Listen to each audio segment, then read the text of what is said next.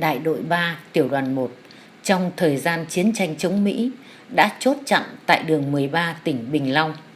Vị trí này nằm ở giữa cái tam giác Trân Thành, Bến Cát, Bầu Bàng.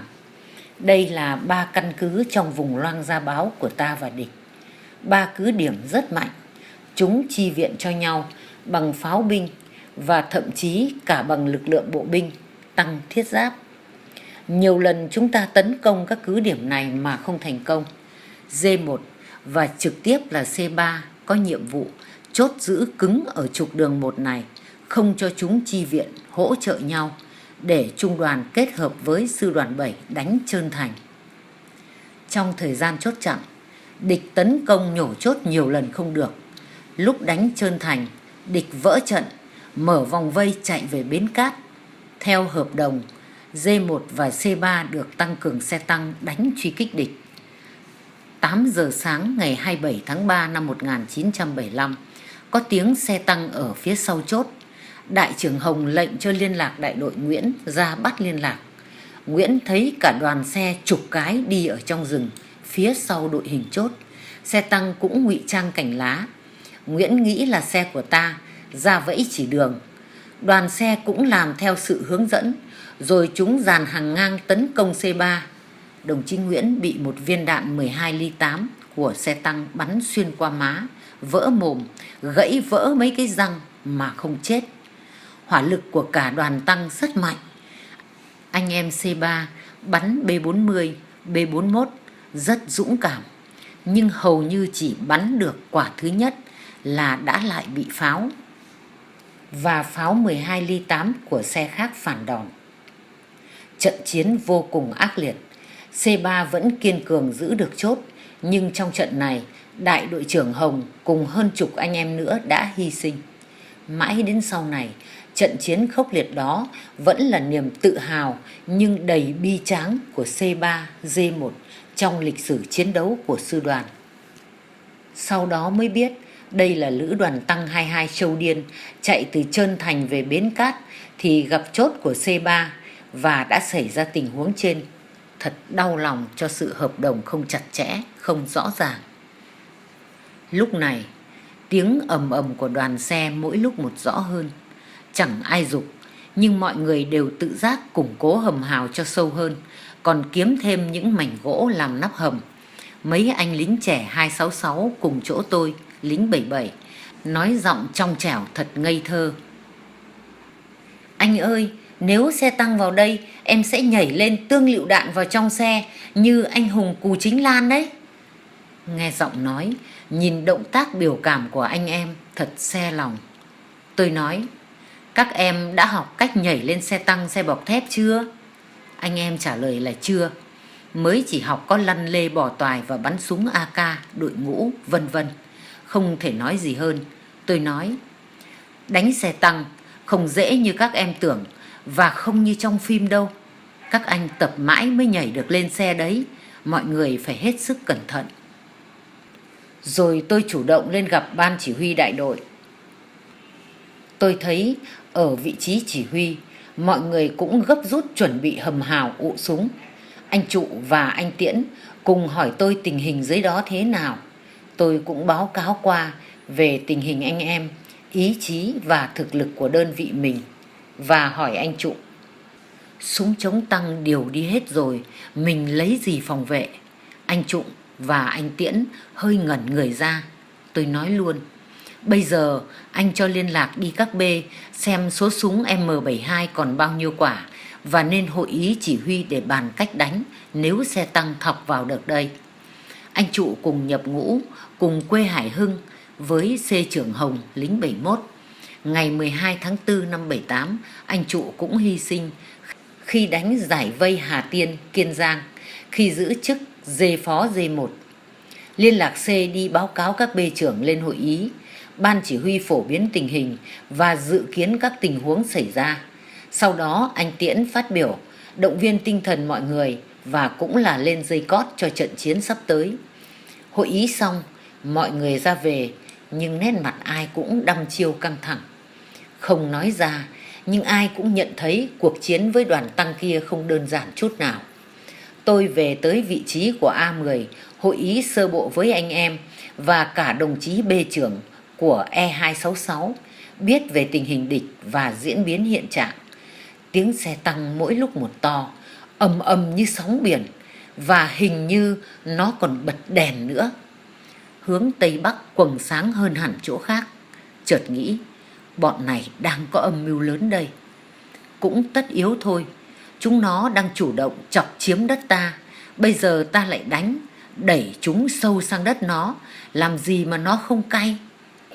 Có khả năng chúng không đánh đêm mà đang dàn trận để sớm mai tấn công ta. Tự nhiên như thức tỉnh, tôi hỏi anh em, còn gì ăn không? Câu hỏi làm phá tan không khí nặng nề. Hoài và Dự đều nói, còn anh Phú ạ. Tôi nói, anh em còn gì mang hết ra đánh chén cho khỏe quân, rồi muốn chiến gì thì chiến. 2 giờ sáng ngày mùng 7 tháng 12, chờ đợi mãi, trừ người gác, còn mọi người cũng tìm chỗ ngả lưng.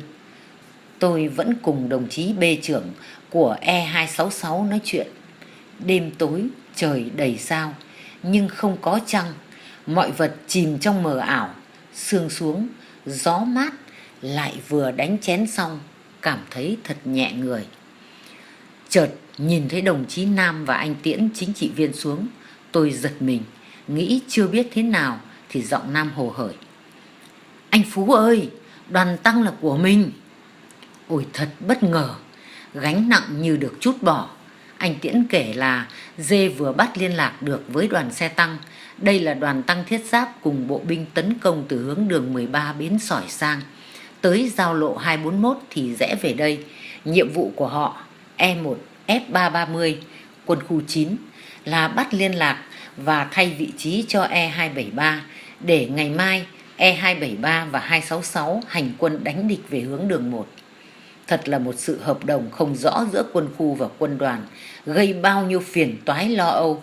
Mọi người biết tin này, ai nấy khí thế lại tưng bừng hơn trước, cười nói rôm rả. Đúng là cái thằng Pốt, mày không là cái đinh dỉ gì cả. Sáng ngày mùng 7 tháng 12 năm 77, sau khi bàn giao các vị trí đang chốt cho quân khu 9, toàn đội hình E273, E266 cơ động theo trục đường 249 về Tà Yên để chuẩn bị tấn công vào khu vực Parasot cùng với D2 và E14 F7.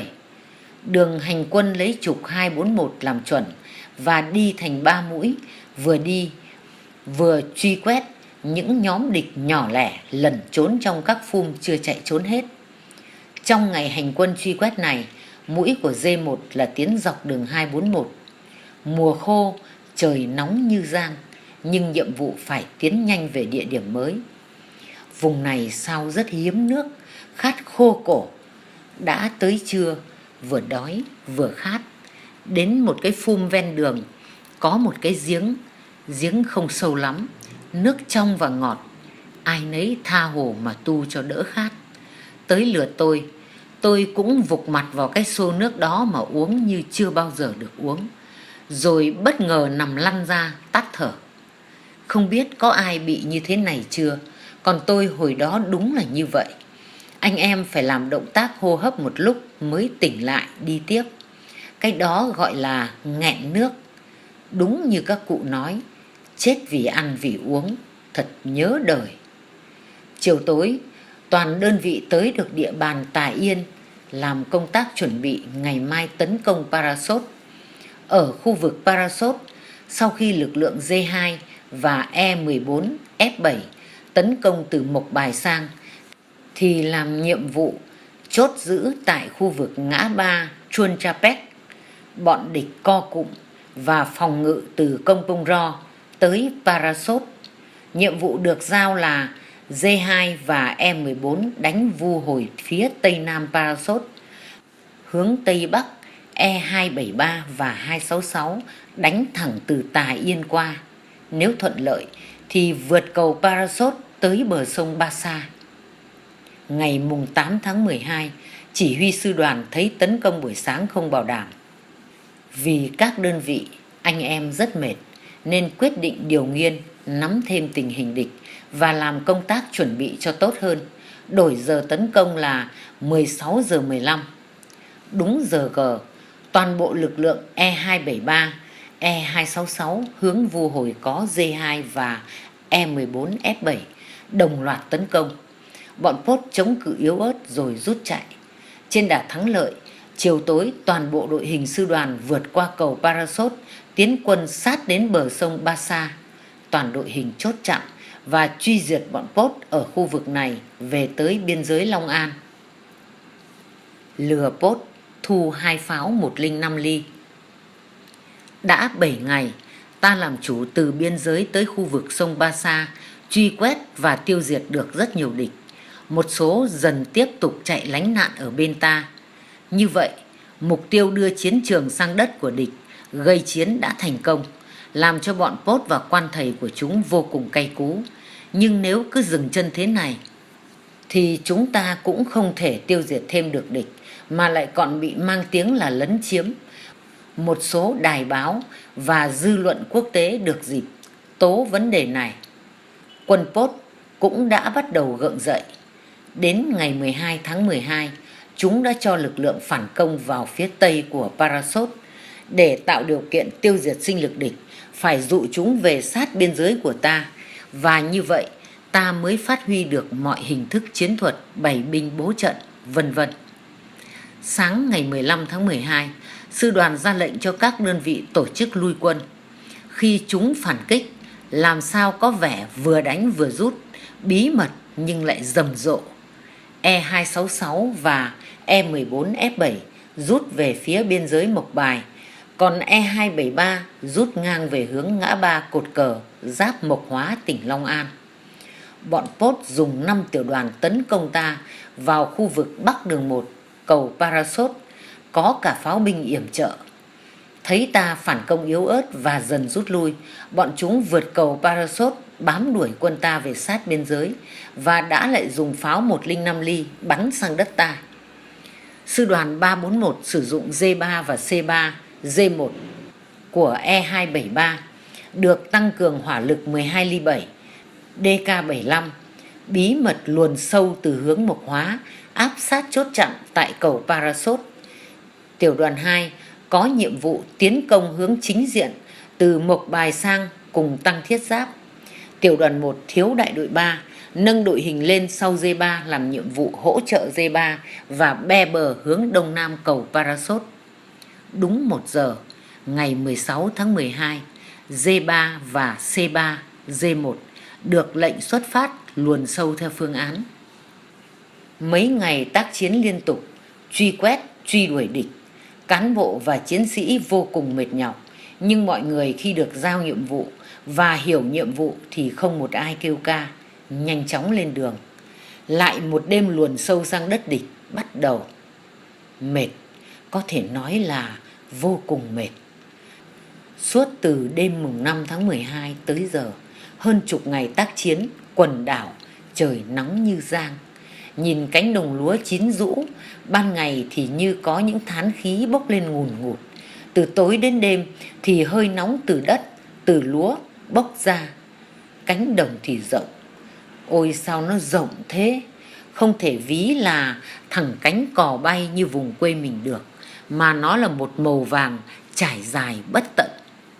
Thỉnh thoảng lại có một vạt lúa cháy, khói bay mù mịt, đến là ngạt thở. Một vài con chim chao lượn trong khói để bắt những côn trùng bay lên, và thoảng trong khói mùi nẻ cốm. Như ngày xưa ta ở nhà nấu cơm bằng rơm dạ mà có sót những hạt thóc nổ thành nẻ thơm. Lấy que cời lửa ra, nhặt cho vào miệng, nhai thật ngon, thật nhớ, và nó đã trở thành kỷ niệm của tuổi thơ ở quê hương. Còn ở đây, cả vạt lúa, cả cánh đồng lúa cháy nên hương cốm nẻ thơm ngào ngạt, quyện trong khói, trong lửa, trong khung cảnh của xa trường. Đi qua những vạt lúa đó thật nghẹt thở, thật khó chịu và chua xót đến nghẹn lòng. Cánh đồng thì rộng thế mà bờ ruộng thì rất ít. Anh em từng đơn vị phải đi xẻ ngang xẻ dọc để tìm và truy quét những tốp địch lẩn trốn trong những cụm cây, những căn nhà lẻ loi, nên rất mệt. Tối đêm lại nằm ngủ ngay tại cánh đồng. Cỏ, lúa là giường, là chiếu, trời sao là màn, muỗi dĩn nhiều vô kể. Tối ngủ, anh em để nguyên quần áo giày dép, súng để cạnh, đạn đã lên nòng nhưng khóa an toàn. Mỗi người nằm về một hướng, thay nhau gác trực suốt đêm. Khăn mặt ban ngày trời nắng thì đội đầu, tối ngủ thì đắp mặt. Ăn uống sinh hoạt thì toàn đồ khô đồ nguội. Nước uống đâu được đun sôi nấu kỹ, vũng nước nào gặp vục mặt xuống là uống lấy uống để. Sức trai hồi đó ai cũng gầy nhom, đâu được béo tốt như bây giờ. Làm sao mà không mệt. Nhiều lúc đang đi giữa trời nắng, gặp những cái giếng hoặc vũng nước, tôi và nhiều anh em gục đầu xuống gội, nghĩ rằng nóng gặp lạnh cho nó cảm, ốm nghỉ mấy ngày chứ không thể chịu nổi rồi. Thế nhưng nó cũng chẳng ốm, chẳng ai ốm. Nhiệm vụ truy quét địch càng nặng nề hơn. Có nhiều trường hợp truy quét gặp những tốp địch ẩn trốn trong những lùm cây, những căn nhà đơn lẻ giữa cánh đồng. Chúng chủ động bắn rồi chạy. Chính những loạt đạn bắn chủ động đó làm anh em mình dính đạn nhiều. Thế là lại phải tổ chức tấn công truy diệt. Và vất vả nhất lúc đó là phải khênh cáng thương binh, liệt sĩ đi theo đội hình. Bắt đầu lính ta có câu ca dao: đời thằng Mục, ăn cơm cục, uống nước đục, đi thì miên phục, không đi thì cấp trên giục, bỏ về thì nhục. Cái vần ục nó cứ kéo dài mãi theo cách phát triển của từng người, từng đơn vị. Đêm nay lại được lệnh luồn sâu, không phải lội nước, nhưng trong trạng thái của bộ đội mình, sức vóc gần như cạn kiệt. Được phổ biến là cố gắng tránh địch, vì chúng đã tràn sang vùng này 5 tiểu đoàn và một số quân địa phương. Pốt còn kéo cả pháo 105 ly đặt ở vùng rừng sở để tấn công truy kích ta. Đường luồn sâu vào mục tiêu là cầu Parasot sẽ rất nhiều phức tạp, nhưng bằng mọi giá D3 và C3 D1 phải chốt được cầu Parasot lúc 4 giờ 30 sáng. Nếu không đạt được mốc thời gian đó, ở vào vị trí đó, thì trận chiến ngày mai chẳng còn giá trị gì nhiều. Mọi người lên đường, hướng hành quân từ khu vực Cột Cờ, Mộc Hóa, Long An về hướng Parasot, đi theo đường đất rồi cắt theo các ruộng lúa để tránh gặp địch. Đây là lần luồn sâu thứ 3 nên anh em đã tương đối quen thuộc, cũng đã hiểu được những khó khăn, vất vả. Mỗi đại đội xuất phát cách nhau 15 phút để nghi binh, như là những đơn vị nhỏ lẻ. Đại đội 3 đi phối thuộc nhưng đi gần sau cùng. Cả đội hình tiến lên làm 3 đường chứ không theo một đội hình hàng dọc. Tuyệt đối không được sử dụng máy vô tuyến, hữu tuyến thì không thể có rồi. Ngày mai đã thực hiện việc nghi binh bằng cách cho các máy vô tuyến ra lệnh rút quân nửa kín nửa hở, phát sóng nhiều lần để lừa đài kỹ thuật của Pốt. Vì vậy, D3 và C3 phải thực hiện nhiệm vụ luồn sâu theo kế hoạch độc lập, cũng không có pháo binh dẫn đường như trận trước. Đi, vẫn lại, lúc đi, lúc nghỉ, vì phải tránh địch và phải đợi trinh sát bám trước rồi quay về dẫn đội hình đi.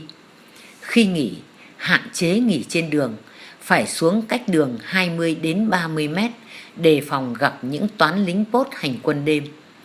Có mấy tình huống xảy ra với C3 và C9. Khi hành quân được hơn 1 giờ, có lệnh tạm dừng nghỉ. Anh em quá mệt, ngồi ngay trên đường và mọi người gục xuống ngủ vùi.